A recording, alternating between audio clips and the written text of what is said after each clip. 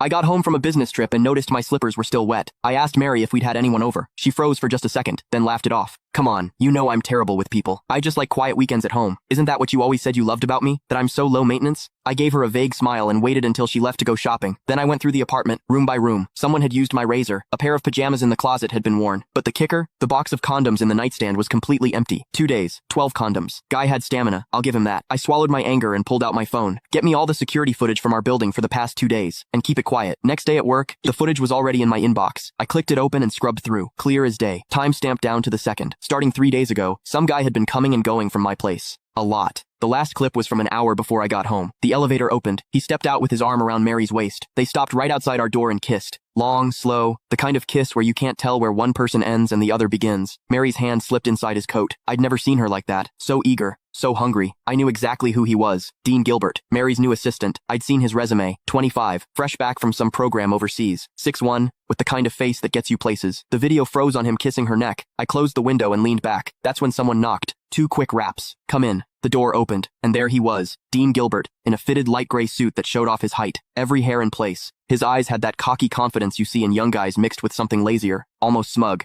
He was holding a folder. Chairman Dickerson. His voice was all business. President Henson asked me to bring over the year-end bonus list for your signature. He walked to my desk and set the folder down. No small talk. Didn't leave. Just stood there, waiting. Perfect posture. But his eyes drifted past me to the bookshelf like this was just some boring errand. I looked up at him. He didn't flinch. He even smiled, a smile that was hard to read. Normally, when Mary sent stuff like this or had her secretary bring it, I'd glance at the total and sign. She handled HR and finance. I'd always given her free rein. But today, I picked up the folder, opened it. I went through page by page. Bonuses ranged from tens of thousands to a few 100,000, nothing unusual for this year. Then I hit the last page. My hand stopped. Next to Dean Gilbert's name was a long string of numbers. Year end. Bonus. $1 million. And in the notes, +1 company BMW, 730 Lee, $1 million.